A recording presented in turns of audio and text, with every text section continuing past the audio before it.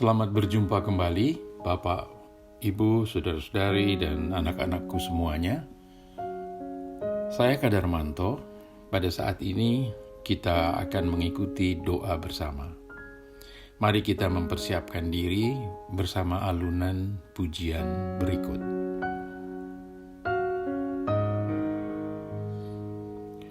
Tema kita, buatlah aku mengerti ketersinggungan Naaman dan COVID-19. Kita akan membaca dari Mazmur 119 ayat 121 hingga 128. Khususnya yang akan saya baca ayat 125. Mazmur 119 121 hingga 128. Ayat 125 akan saya baca sebagai berikut. Hamba-Mu aku ini, kata pemazmur kepada Tuhan. Buatlah aku mengerti supaya aku tahu peringatan-peringatan-Mu. Saya ulangi, hamba-Mu aku ini, buatlah aku mengerti supaya aku tahu peringatan-peringatan-Mu. Nah, saudara-saudara sekalian, saya akan menggunakan kisah Naaman, sebuah kisah yang sangat terkenal sebagai ilustrasi.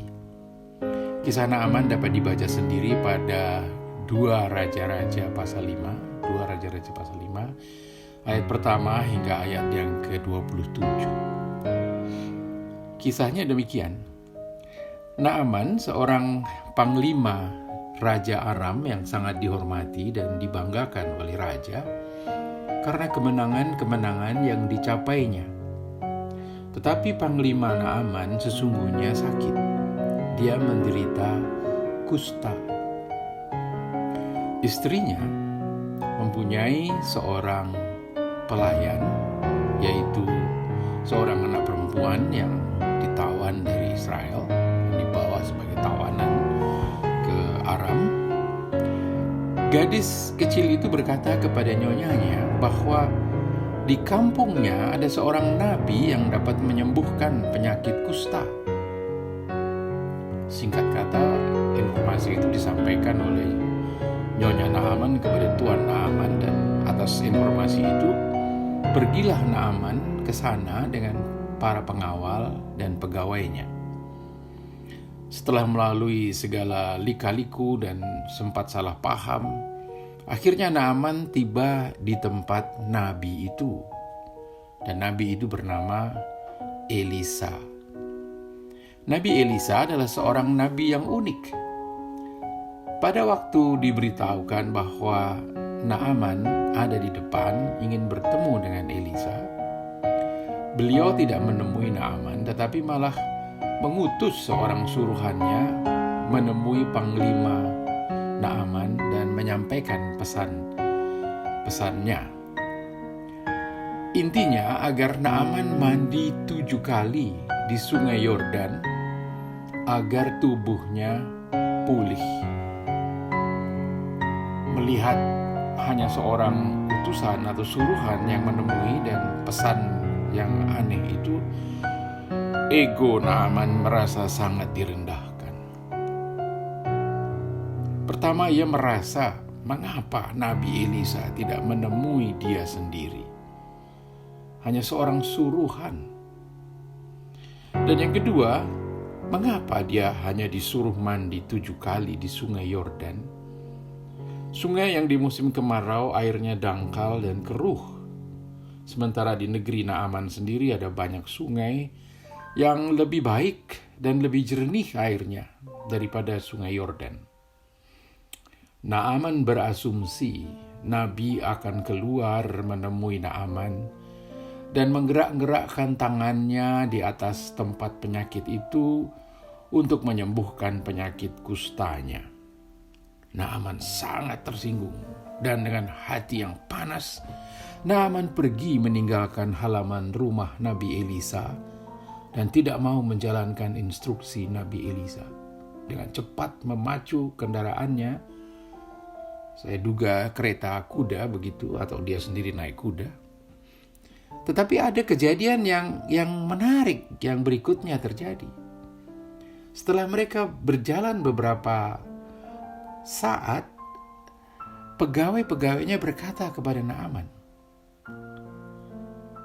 "Bapak, andai kata Nabi menyuruh Bapak melakukan perkara yang sukar, apakah Bapak akan melakukannya? Nah sekarang Nabi hanya menyuruh Bapak mandi dan Bapak dijanjikan akan sembuh." Mendengar kata-kata pegawainya itu, Naaman terdiam dan menghentikan perjalanannya. Saya duga Naaman berpikir dan berkata di dalam hatinya, "Benar juga ya." Lalu Naaman turun ke sungai Yordan dan mandi 7 kali. Dan persis setelah yang ke-7 Naaman sembuh. Naaman pulih, tahir. Tubuhnya pulih, dikatakan dalam cerita itu seperti tubuh seorang anak. Para pegawai itu telah menolong Naaman mengerti apa yang perlu dia lakukan demi pemulihan kesehatannya. Nah, Bapak Ibu, saudara-saudari dan anak-anakku semua, bukankah kita juga sering berlaku seperti Naaman?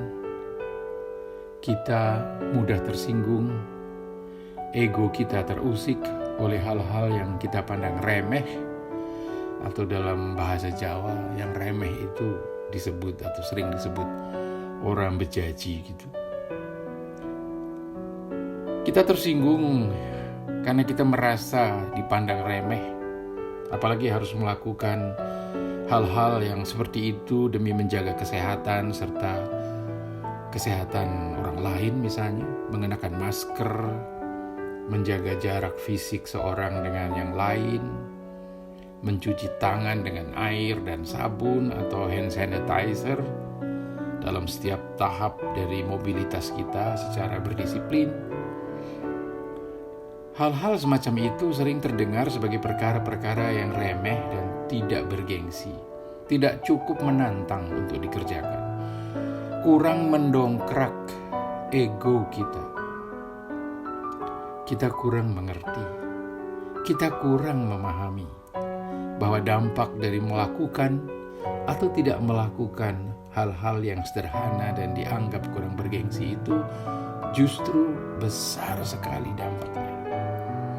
Kita dapat belajar dari pengalaman di tempat-tempat lain, baik tempat yang penduduknya secara disiplin melakukan 3 sarana pencegahan di atas, menggunakan masker, menjaga jarak fisik, dan mencuci tangan, maupun belajar dari tempat yang masyarakatnya meremehkan penggunaannya. Kita bisa belajar dengan melihat data-data, baik pengurangan di tempat mereka yang berdisiplin dan ketat, atau sebaliknya penambahan jumlah orang yang terinfeksi secara dramatis di tempat di mana orang tidak berdisiplin. Nah, rupanya memang pemazmur mengingatkan kita, dan kisah Naaman yang kita pakai sebagai ilustrasi untuk menjelaskan hal ini. Kita memang perlu dengan rendah hati memohon kepada Tuhan bersama pemazmur dalam Mazmur 119 ayat 125 ini. "Hamba-Mu aku ini, buatlah aku mengerti, supaya aku tahu peringatan-peringatan-Mu." Nah, saudara-saudara sekalian, anak muda zaman sekarang mengatakan, ya jangan mudah baper lah. Mari kita belajar mengerti dan melihat, membaca, bertanya, klarifikasi. Buatlah aku mengerti. Amin. Kita akan memasuki doa yang akan diawali dengan menaikkan doa Bapa Kami dalam pujian berikut.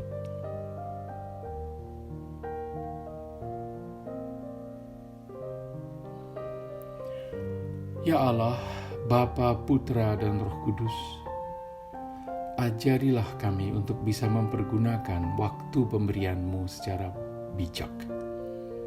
Ada waktu untuk beraktivitas dalam beragam kesibukan dan tanggung jawab.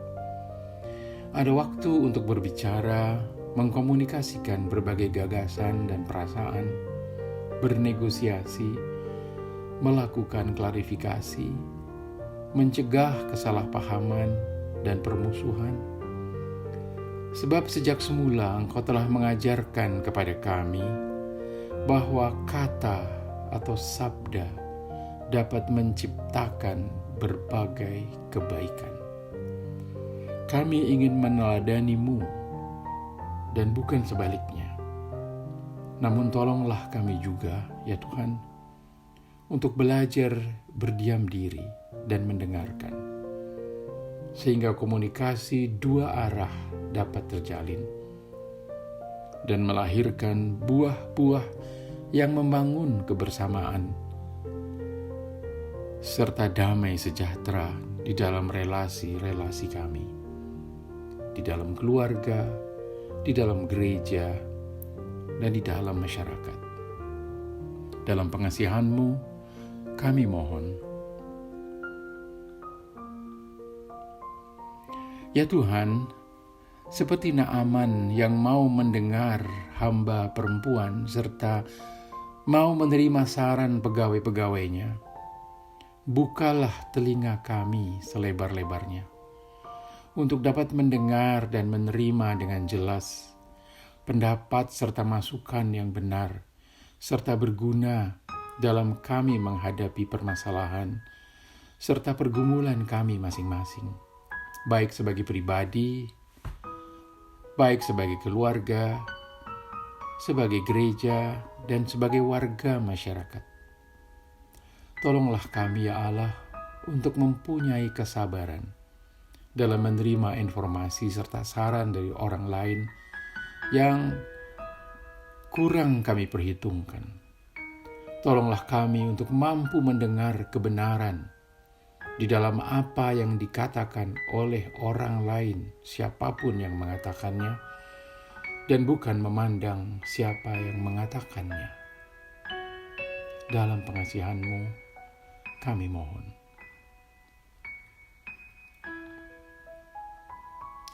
Ya Allah, buatlah aku mengerti.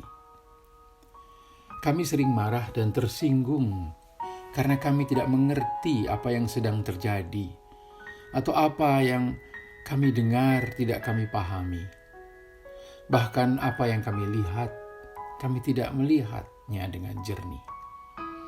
Kami terlalu kuat di dalam memegang asumsi kami dan kami enggan bertanya, enggan melakukan klarifikasi, enggan mencari pencerahan untuk mengoreksi asumsi kami, untuk merevisi asumsi kami.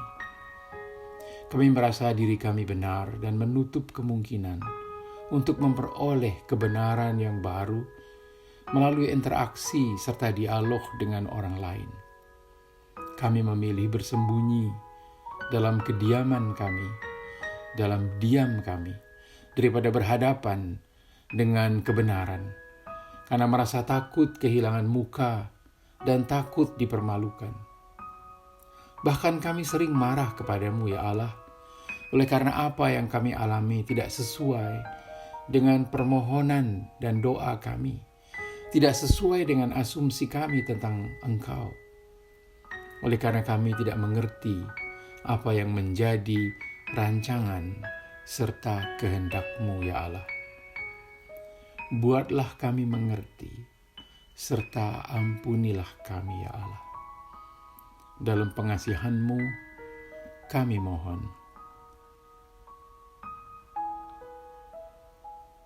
Amin.